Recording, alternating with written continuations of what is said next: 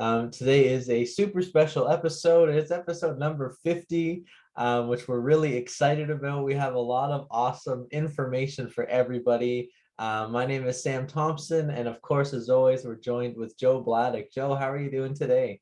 Hey Sam, I'm doing pretty good. Thanks very much. It is a very big episode for us today at Canadian Mortgage Weekly. I can't believe it. We're at 50 episodes, creating a lot of content this year, and it's been a fun, exciting journey. It's great to be here, and yeah, thanks, Sam. It's been good. With I don't know, it's been snowing a lot lately. I've been seeing a lot of snow plows out. It's the time of season, right? How has the snow been in your way there? Yeah, Barry's got some snowfall over the last few days. I know that there was a bit of a band that came through Monday, Tuesday, so we've got some snow that's finally here. So it definitely feels like Christmas, especially it's November 25th, so we're technically a month away from Christmas, which also feels insane that we're that close already. Yeah. November went by real fast, real fast. Have you started your Christmas shopping yet? I haven't. I think the invention of Prime 2-day shipping has made my Christmas shopping very lazy and last minute because I know, for most things we can get it in a few days.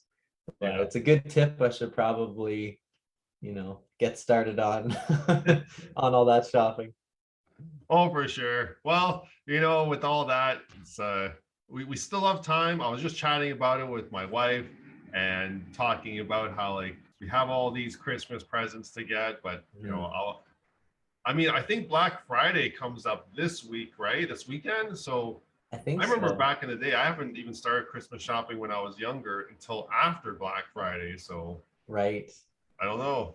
Yeah, that's right. Black Friday's tomorrow, and I think that does that mean Cyber Monday is this Monday coming up? Perhaps, yeah, I think that's what it is. And then there's Giving Tuesday after that. Right, right. And I guess we should wish a happy Thanksgiving to any American viewers that may be watching. Maybe you've moved to Canada. Absolutely. Happy Thanksgiving, American viewers. If you want to Yeah, come up and buy a house, we can help you with your mortgage. yeah, that's right. Excellent. Well, with that, why don't we dive into some of the mortgage topics we have on the table for today? Hmm. Yeah, and with that, specifically, Sam and I wanted to talk to you all about some specific metrics that we're going to start covering here on Canadian Mortgage Weekly. And one of those items, and it's been proven to show that it's been a very good metric to follow, and that's the bond yield. Mm. And as you know, Sam, we've been following the bond yield here on Canadian Mortgage Weekly. We actually reported it a few months ago that because we saw it increasing, we could possibly see fixed rates rising, and we've Yeah. seen that actually trending upwards, haven't we?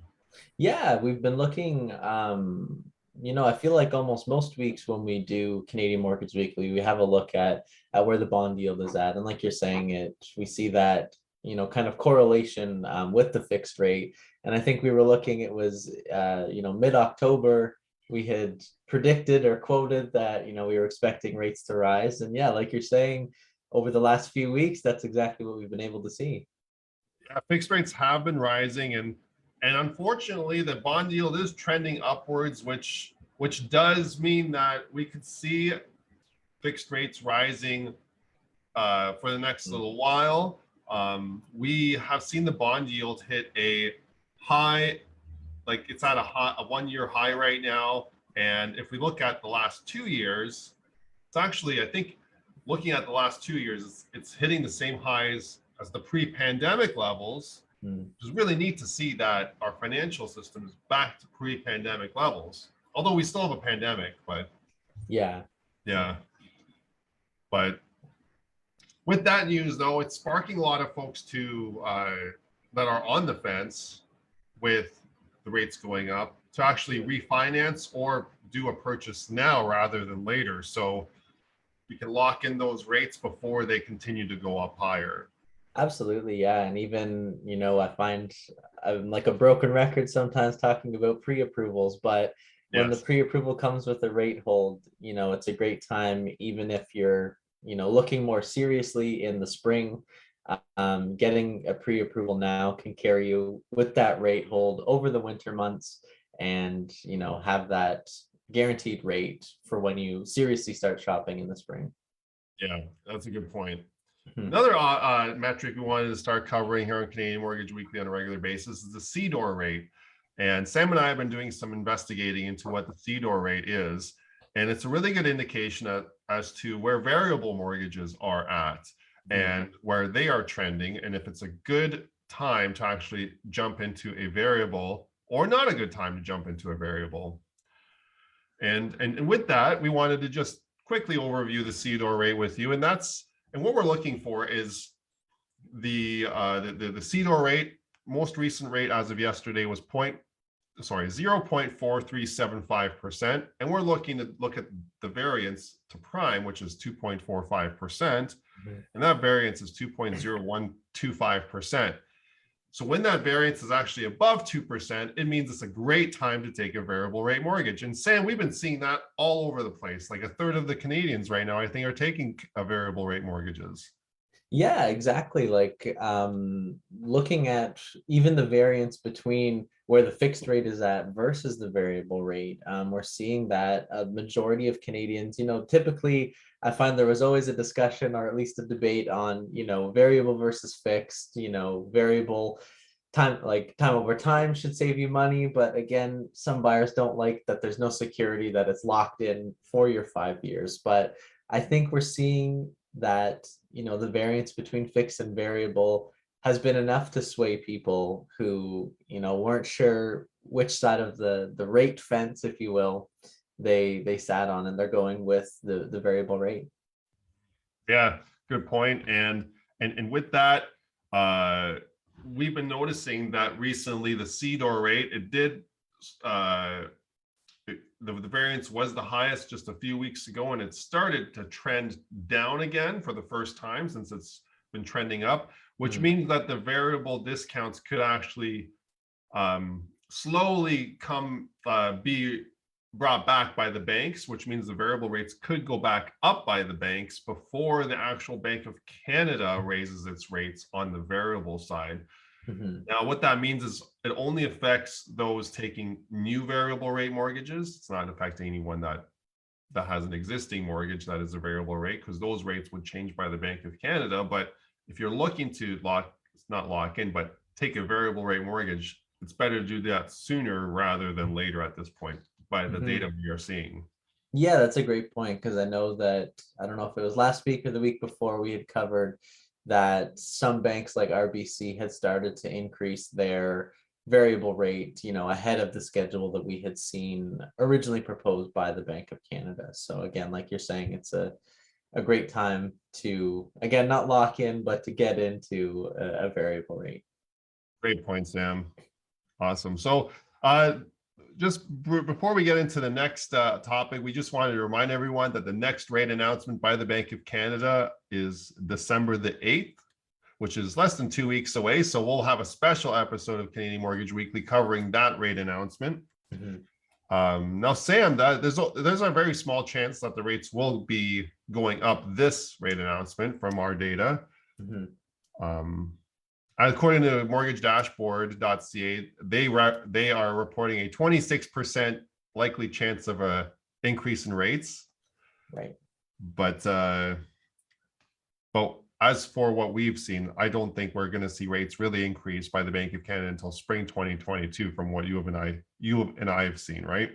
Yeah, exactly. I mean, with sort of the increase in some banks raising their variable rate, you can see where maybe you think that it might start to rise, but again, going from, I think, every rate announcement so far this year, they've kept it the same, and I think the last rate announcement said they were, the economy was progressing well. But again, they relatively held to their timeline of it being in the spring of 2022 when they expect to start increasing that overnight rate. Exactly. All right. So we'll keep an eye on that. Sam and I will keep you all posted on Canadian Mortgage Weekly as what happens with the variable rates and prime rate and all that as we get closer to the spring of 2022 timeline that we're all looking at here. But with that, another metric that hopefully you all are interested in is the national house price in Canada. I know that I follow this, and Sam, we see this rising on a daily basis. That's right. It seems to be just on the up and up, and it's been interesting to track actually since the start of the pandemic, which I think, I heard from, some family members that, the bubble's gonna pop, the market's gonna crash. So it's been interesting to track it over the pandemic, where we've been seeing very almost extreme fluctuations in house price. But yeah, I think tracking, month over month, it has more or less been on the rise for the last while. It has been more or less on the rise. We did see a little dip in July, like the summer, July, August there, where the national house price average did dip slightly. Mm-hmm. But we have seen that national house price climb back up to the highest levels that we've seen yet. I think it's 717,000 what we were looking at this morning there, Sam. Yeah, I believe so. And with that, we wanted to just give you an idea what the income you would need to afford a average home in Canada, and that works out to $125,000 as a family income, which if there's two people earning an income in a home, it could be split 62,500 each. And then based on that would afford you a home at 5% down in Canada these days. Yeah. And that's also, it's good to note that that's based on a 5% down payment. So if you have, increase of funds, there's, there's wiggle room, and there's ways that we can work with that. But that's quite a substantial household income when you look at, especially most first-time buyers, they have a bit more of a modest entry-level household income. So it's an interesting figure to note. It is, and I think it's an interesting figure in that we have been seeing a lot of co-signers, temporary co-signers, or shared ownership models evolve because of that metric, right? As first-time home buyers get into the market, maybe they can't do it on their own, so they do it with a co-signer for a few years, and then the co-signer is removed. Yeah. But anyway, so with that all behind us, I wanted just to take a moment and celebrate 11 years in the mortgage industry today.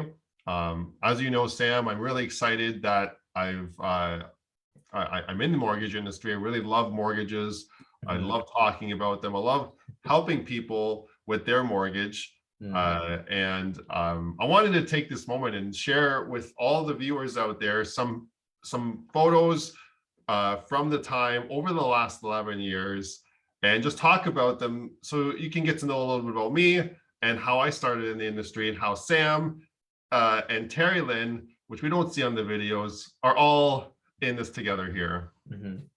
So with that, I'll just share my screen here with the first photo. And this is going to be really funny because you're going to see a headshot, my first headshot that I started this industry with. So let's just look at this here.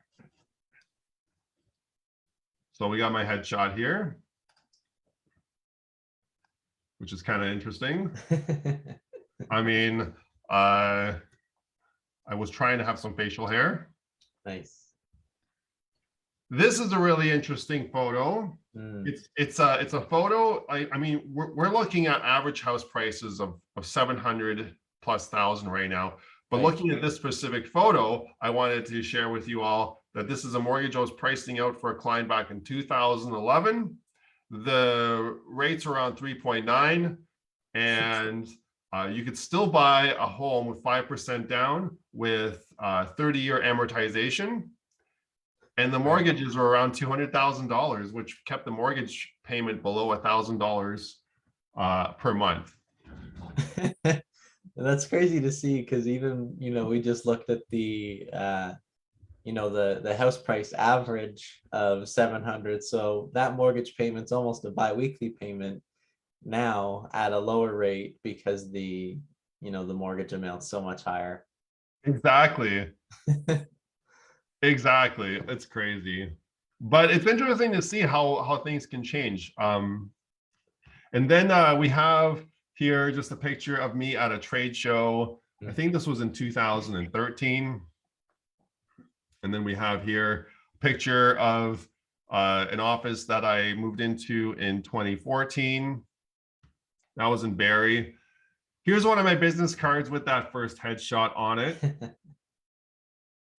And I was really proud of myself because I got the accredited mortgage professional designation. And that was kind of really neat. Yeah. Then I got my new banner stand, which was a really awesome time and very nicely designed. Yeah, it looks great. Yeah. So I was really excited about that. I think this was in 2017. Okay. Just looking back. This is me with a mortgage t-shirt somewhere in front of some water, which I'm really excited about that shirt. I still have it. Oh, nice. Yeah, I get a lot of questions wearing that shirt about mortgage.